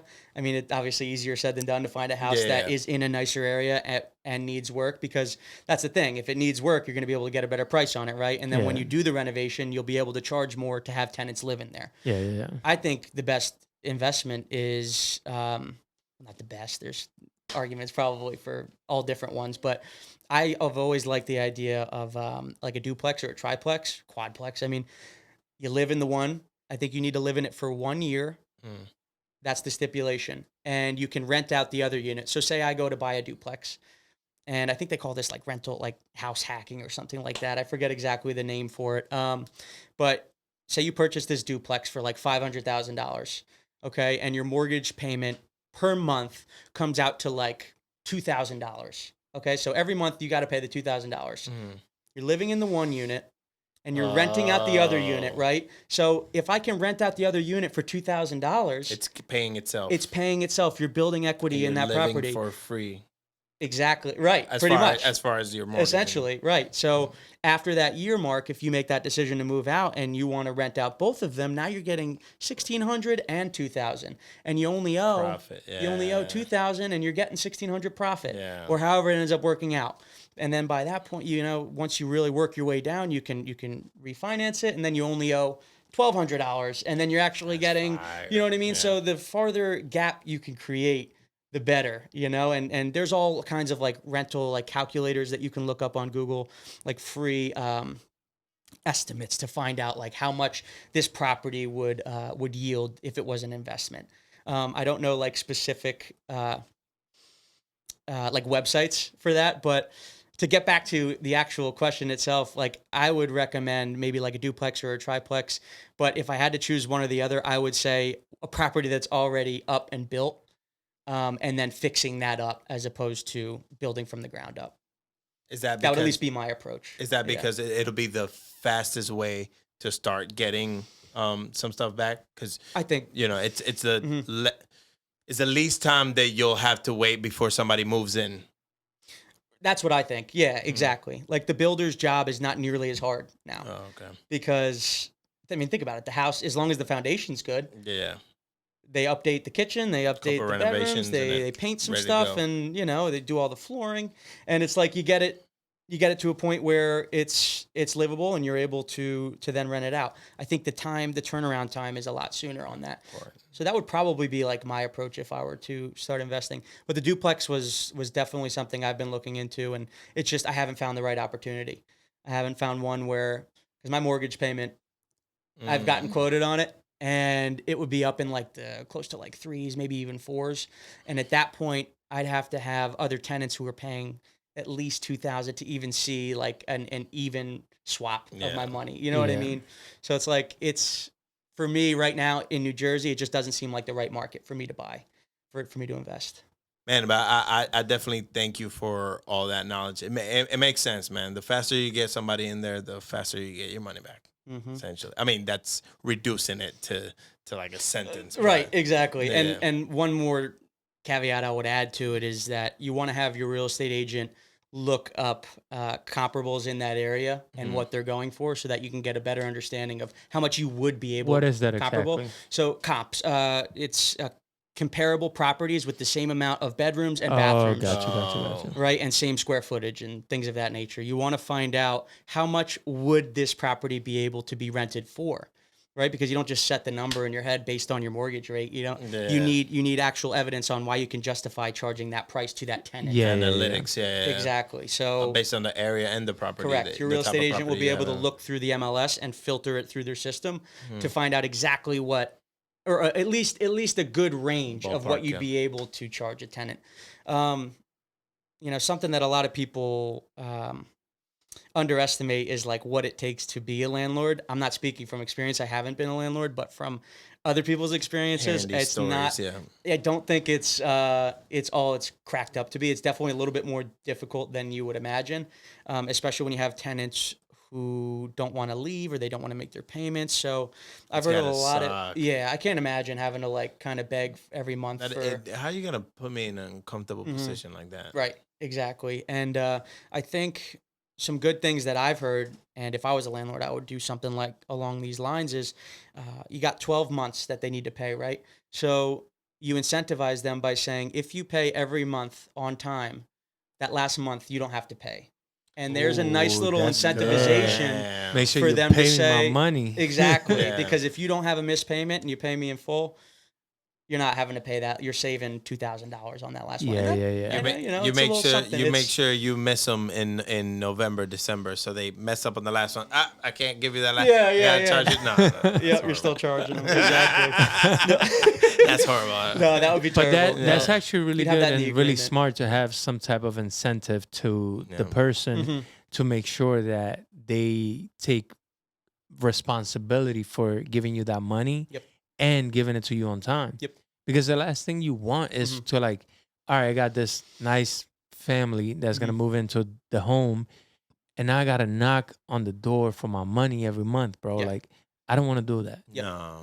And making it, I That's think, a a little whole nother more, job. Yeah, exactly. Yeah. Exactly. And I think making it more accessible, like accepting like Venmo or Zelle, or just making it as easy as possible for them to make that You payment. can always cash at me. Yeah, cash out. Yeah, there you go. Yes.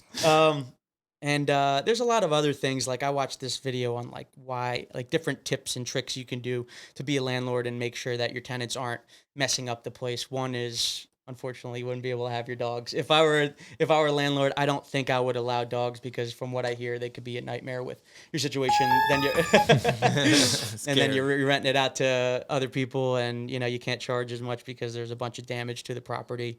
So things of that nature. But I think just being upfront with your tenant. Also, there's something I haven't done a rental in a while, but and it's called NTN report, and this essentially they have to fill this out, and it runs a background check on them and sees if they have any criminal history or things of that nature. Essential. Which is nice to know up front. Not to say that it completely eliminates them if they do, but it gives a little bit of a peace of mind, knowing that you didn't just, you don't have like a killer on your hands as your tenant. You know what I mean? So for the landlord charge you extra too, for those bodies. for the landlord, it's important because now like if they do have a record, you have an idea of like, all right, this person has had a history with this, whatever it may be. Yep. And now you got a Credit heads up report on that. You could see. Yep, exactly. Like if they have get like a heads up on that, that can always help you. Yep, exactly. Well, it helps you again. It helps you gauge the decision of allowing that person to move in, because ultimately the decision is the landlord's. If I don't feel you're a good fit for, I could just say, oh, somebody got it before you or whatever, you know, whatever the case is. I don't want to. I think I would feel horrible if I was or not horrible. I would feel disappointed in myself if I foreshadowed a bad relationship with the tenant and I went through with it anyway. And all of those, I think they're good tools to kind of figure out who's that ideal person that's gonna pay up, you know. Absolutely. Is that in any way illegal in New Jersey to like deny somebody based on like no details? I don't know the legal background on that. Yeah, I would need to do my research, get back to you on that one. Gotcha. You did the responsible thing. You didn't guess. Yep, exactly. Well, you got to I be. don't know, but I'm always told you got to be the source of the source. You can't actually be the source unless you're like a licensed electrician. Like in real estate, you got to be kind of careful of that because people will ask you like electrical questions or different questions about the house, and you might know, but you're not a licensed electrician. They're gonna hold you to that opinion. Yeah, they might exactly. So you got to really be careful. Acting like because they might really take it for and then they buy the house and then they have to do that electrical work or they do that electrical work that you recommended and then it actually made something bad happen and it was the wrong choice, then it could come back on you. So it's like you just want to be careful in that sense as a realtor. Yeah. Yeah. That's true. Billy, I want to ask you a question, not to all the way around, but you seem really knowledgeable and real estate really fits your persona. I think you're very charming. I just met you today, man, but I feel like I want to keep hanging out with you. That is the sense I get from like, and we're both like conversationalists. So I'm like, damn, man, I'm excited. Yep. Yeah. So 3-part podcast coming up. So, but with that, you feel like you sound determined, right? And I could tell, you know, you're genuine. In the things you want to do. Yeah, you're very determined in the things you want to do. You're very disciplined and you enjoy improvement. So with that, where do you see yourself in 5 years? Whether it's with real estate or any other of your other end. Because before you said something that was key. And sorry to ask you a question, then interrupt. No. I love to ask you another question. And then ask another question. No, but you said something about not being sure what you wanted to be, what you wanted to do in earlier years of your life. But I wanted to interject, but you were sharing your story with us, and I didn't want to stop you. I think us as humans, we're so complex and we're so capable of so many things that you should never reduce yourself, you or anybody, to thinking you're one thing. Real estate, that's a drop or two in the cup. There is your life, right? The let's say the criminal justice route that you wanted to do. That's another part. The sports, the crazy competitor. That's another part. They all make who you are. So I don't think you have just one way to go. It's a tree and it branches out. So whether it's real estate or any other endeavors that you have in mind that you want to stuff that you want to get into. Collectively, where do you see yourself in 5 years? I love it. I'm constantly dreaming of where I want to be in my life and the different things that I want to do, the emotions that I want to feel. Because you think about when you have these visions of what you want for your future, you really want the feeling that's attached to those things that you get. That's true. Yeah. Right. So it's like, for me, I think the feeling that I'm going after is pride. I want to feel proud. I want to feel like I genuinely I'm doing the right thing for the right reasons. I mean, happiness is such a generic answer. It used to always be my answer. Like, I just want to be happy. And it's like, what does that mean to you though? Yeah, no, that's the beginning of the answer. What does happiness, what makes Billy happy? There's quite a bit of things. I don't look at happiness as like you just get it and then you have it. It's like kind of like being hungry and then you eat and then it's like you get satisfied. So like it's a state of being. You can't like happiness isn't something you just attain and you have it forever, right? So it's like that's like saying you want to. I think Alex Hormozy, who I mentioned the other day to you, and if this guy's like absolutely awesome. He said something along the lines of, wanting to be happy endlessly is kind of like wanting to eat one really large meal and be full forever. Yeah. It just doesn't it happen, doesn't right? happen, Like you no. get hungry again, Yeah. right? So joy is a better kind of marker. You want to find moments of joy in your life and what the things that kind of bring you joy. So that's definitely a goal of mine. I want to feel content and joyous in my moment in 5 years from now. Yeah. And I want to feel content. What would that look like? Exactly. I want to feel content in the sense that the visions that I've been having for my future, I'm acting in accordance with them and actually doing the daily tasks that it takes to get to that point. I don't quite know exactly what that thing is. That's still part of the journey for me. So yes, 10 years ago, I wasn't quite sure what I wanted to do. I am still at that point in a way, but I'm quite a bit closer than I was 10 years ago. I am so much closer than I was.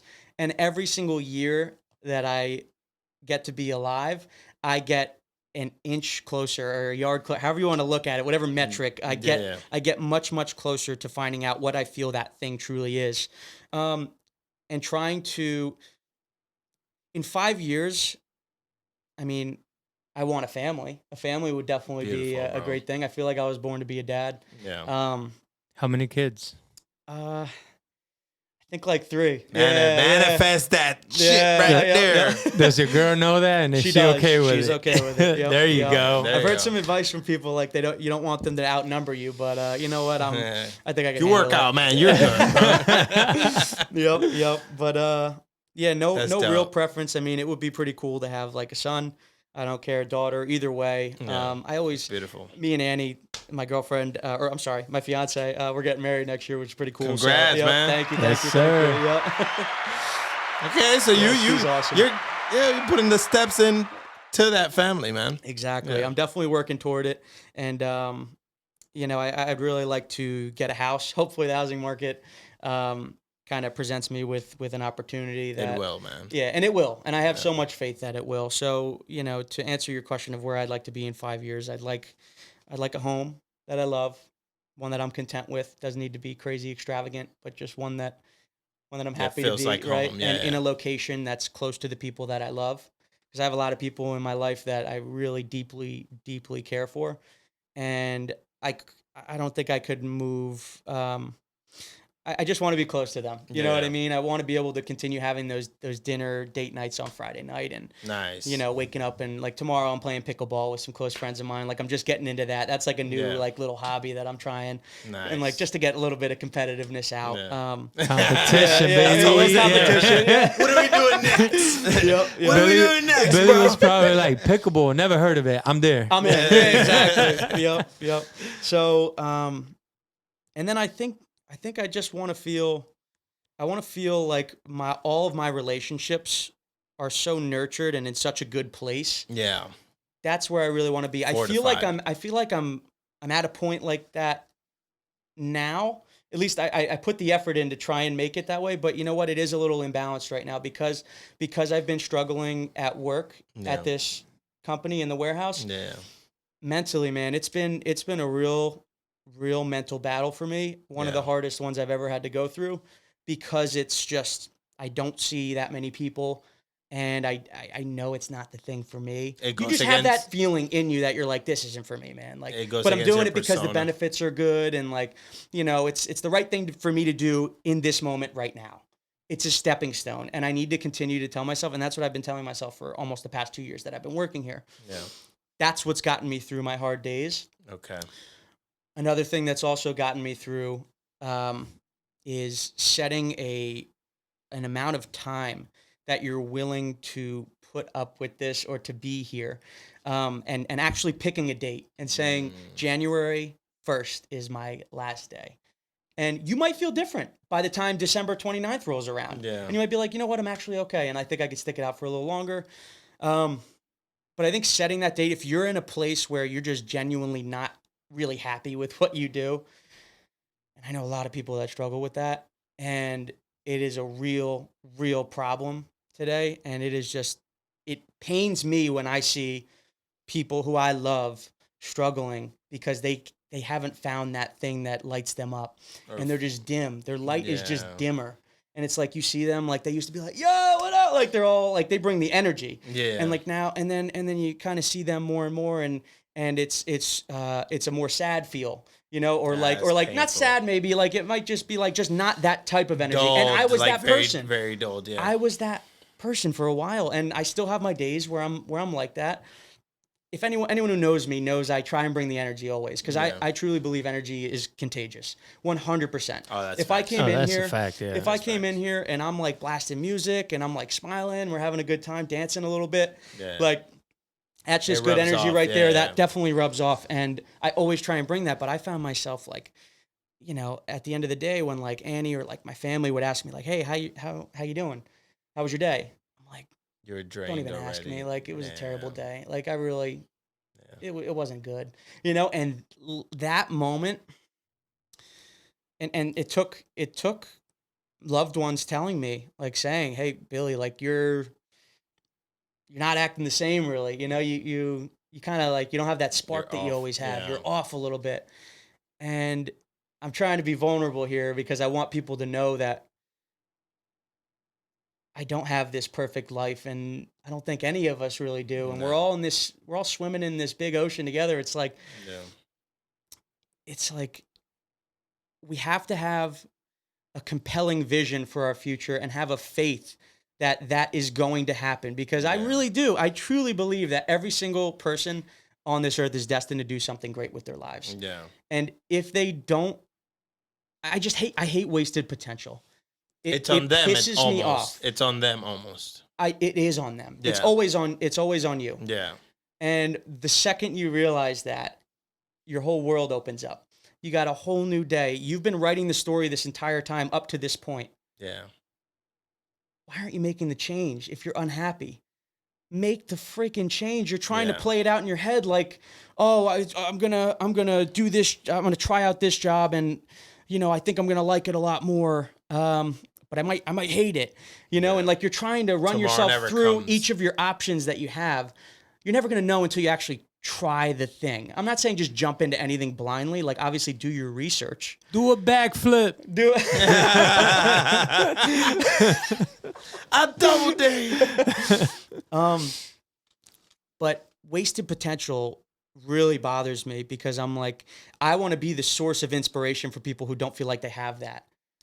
And to me, I feel like that is disrespectful to the person that would have otherwise from their situation would have taken that and made something beautiful out of it. And you have the health for it. You have the you might have like all your limbs. A person might not have all their limbs, and they would have excelled at something that otherwise their body's restricting them from, and then you're just there like, you know, you didn't perspective is a big deal in that. You know what I'm saying? Because to the point earlier, it's like if you don't see the people below you, if you just keep looking at the people above you, then you don't really have perspective. You just keep seeing like, oh, they're doing so well, and I don't have anything. like what you don't have. I don't have anything. I'm so poor. It's like, bro, you woke up.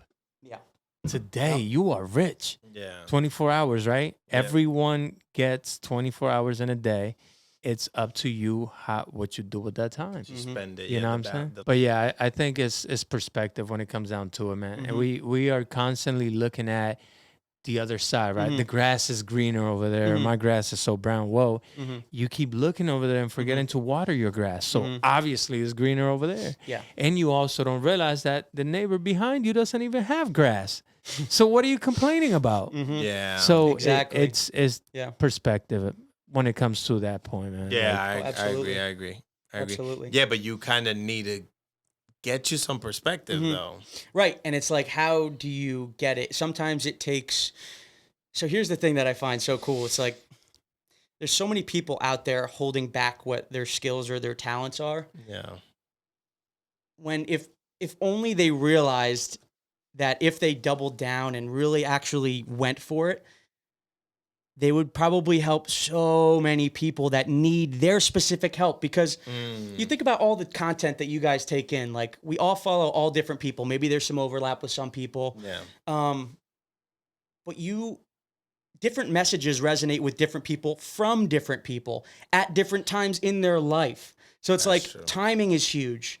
The way that the person's delivering it is huge. Like if I come off as, I might not be everyone's cup of tea, but there might be someone listening to this who's like, oh my God, like, I don't know why this is sitting so well with me. Yeah. It's because it's taking me showing my passion and excitement for this, for it to bring it out of them. Your authenticity also, because if you sit here and they see you and they're like, I could tell this guy doesn't even believe a word of what he's saying. He's selling bull crap, like you know. Exactly, and I think that's why people should all put out the things that like make them different, or like if you're lucky enough to have something that is different from most people, you need to use that. You need to put that out there because you don't want to be like everyone else. Your unique gifts, those are the things that make you you. Why the hell are you holding those in? Yeah, that's boring. Put it out there, you know what I mean? And it's like the worst that happens is you fail and you learn something along the way and you're able to use it as motivation later down the road, or you're able to use it as a learning point, or it's not a failure. People look at it as a failure like, oh, it was a total waste of time. It's only not a failure even if you don't bit. learn from it. It's what? It's only a failure if you don't learn from it. That's exactly right. Yeah. Yep, 100%. Okay, who's your dream client or collab? Dream client or collab? Yeah. Or collab, like doing what? Like a collab? Anything. With whatever you Okay. Anything. Okay. This is called rapid fire. I'm He sorry, forgot yeah. to mention okay. that. All right. So jumping into it, Ed Milet, he's my guy. I would love to. I'd love to Power meet of One him. More, baby. Yep. What's it? Power of One More. Yeah, Power that of book. One More. That book was awesome, man. Oh That my book God. punched me in the face so many times. Oh my God, man! Toward the end there, I was like, I could definitely mean, do a couple more reps, bro. I got it. It had a tear rolling down the eye. I got it. toward I the got end it. there. Oh, yeah. Yep. I got to read that one. Favorite great. book? Favorite book? Atomic Habits. Yeah. Yes. Oh my God. Yes. I mean, I've gotten so much value and so much. I love books that I can truly apply to my life. Yeah. I feel I've gotten so many, and that's James Clear, right? I believe. Yeah. Yep. I love Diamonds, everything in that book, man. jewels I mean, in there there, are so man. many nuggets that you could just pull and be like, Yep. I'm going to use that every day, like habit stacking, or I mean, there's 100 things, and You want to fix your lack of discipline. Everything you do, like, you can use that. Right. Favorite movie? I'm a big Adam Sandler guy. He's the Oh, first that popped nice. into my mind. Nice. I mean, any Adam Sandler movie, like Happy Gilmore, I love. Happy Gilmore. Yeah, Yes. that, or like, He's funny, man. you know what I love too? Chris Kyle, American Sniper. That was like one of my favorites. That was an awesome movie. I think it was Brad Cooper, or not Brad Cooper. What's his name? Bradley Cooper, yeah. Bradley Bradley Cooper. Cooper, Yeah. Yeah. I think he Yeah, was. that was a good He was movie, the yeah. actor. That was a Yeah. really good movie, man. Yeah. And then there was another one. I'm blanking on it right now, but Yeah. yeah, hope that's. You're We're gonna go with If I think of it, I'll let you know. We're gonna go Yeah. with Happy Gilmore. We're gonna go. With Okay, I like that it, was I your like first. it. Yeah, that was first. Cool. Cool. Yep, Favorite yep. series? Like TV series? Let's see. I'm not too much of a TV guy. You know what? I really liked Prisoners. You ever see Prisoners? I thought that was a Or movie. I'm sorry. Wait, Prison Break. Prison Prison Break. That's it. Yes. That's awesome. What? And Yeah. then Suits. Fire. Love Yeah, Suits. yeah, Suits. It's a I'm great, watching great it now. show. Yeah, it's great. Yeah, it's pretty good. When everyone dies, like there was this bomb. No, I'm not Yeah. yeah, no,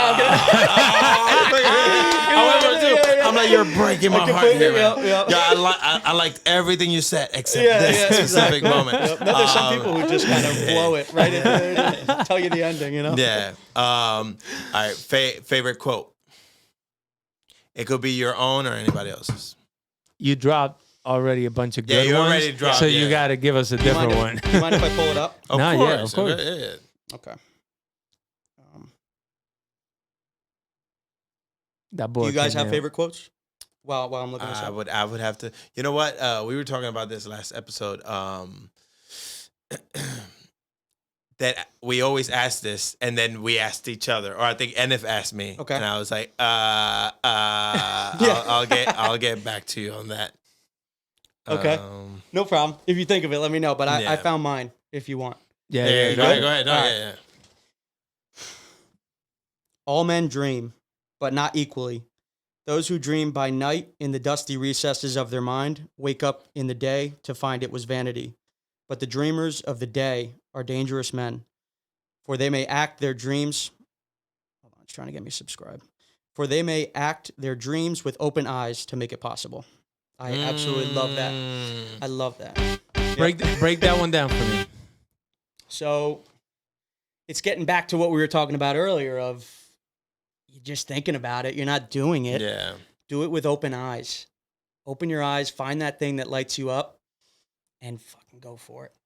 And go for it, man. And that's like how I want to live my life. That's the Nike and Shia LaBeouf what, just method. Do it. Do it. Yeah. Pretty much, they have it perfect. They like coined the perfect term. Yeah. Honestly. Yeah. That's fire. Yep. Man, that's good, man. Billy, this has been amazing. Yes. You filled us with knowledge. You filled the people with knowledge. And they gonna come looking for your butt. Yeah. One day. I don't know. Yeah. At least throw the list of quotables, the post with the quotables. He who has a why can bear almost any how. That's a great one too. God. I love that one. Yep. The think tank at the storage unit that I rent out has all just these quotes that I love. Man, so I got them off the top. You know? Keep preaching them, man. Yep. You haven't messed up the first one, so you're good, man. Tell the people where to reach you. Yeah, I'm Billy Nicola _11, or I think the underscore might be at the end. I don't know. On Instagram. I don't have a podcast just yet, but I'm thinking about bringing one out. I don't know. I love talking. Did this motivate you at all to do it? I think so. I really stepped out of my comfort zone today because this was my first time kind of being on a podcast, and it feels good doing something new that I was a little nervous about it, a little bit, nothing crazy. Confident in my skills and my ability, my knowledge, and we're just having a conversation, I don't need to hype it up too much. So did it feel that really like a calmed me down. conversation? It did, yeah. So obviously I Right. stumbled on my words a little bit in the beginning, but Very good. I think I felt good. I felt good. And I'm proud. I'm going to sit in bed tonight and close my eyes and go, I'm really happy I did that. Nice. And I appreciate both of you guys, yeah. seriously, for doing this. Like you both are inspiring in many, many ways. And if you don't hear it from anyone, hear it from me, that the fact that you guys are acting on what you do, I'm proud of you guys. And I just met Thank you. and I'm Appreciate you, proud of man. you guys. Seriously, Yeah. you guys Thank are you, killing bro. it. And I believe you both go far in life, and I believe in both of you. So, Damn, Yep. man. Thank you, man. Yo, Bless you guys, we're expecting that podcast now. yes, sir. I'll Yep. definitely listen in or Yep. watch if you're doing video. I love it, man. Thank I'm you. gonna Thank do you. the pre-sub. Yeah, dude, Yep. it's been a pleasure. We hope to hear from you again. Anytime you want to drop in, you're welcome to. You're welcome here. You will be Yeah. invited for part 2. I Yeah, appreciate it. yes, That's you for will. sure, bro. I love Yeah. it. Yeah. Yes, sir. Thank you guys. Thank you guys. As always, do you have anything for the camera? Hey, yo. Nah, I'm good. Do you have anything else for the camera? God bless. All right, there you Yep, go. yep. We'll wait for you for volume 2. Yes, sir. As always, peace and love. We're out. Woo! Yeah, new me, I've been lying to myself. Brothers dying for their wealth. I'm just praying for my health. Got my son plan his future, so I know he's set for life. It's my B-day once a year, but every day I'm living right. I see the doubters stare in disbelief. I'm from the streets, but now I have a different meaning when I say I keep the peace. Too unique when I speak, but I always get neglected. Either way, I always gotta count my blessings.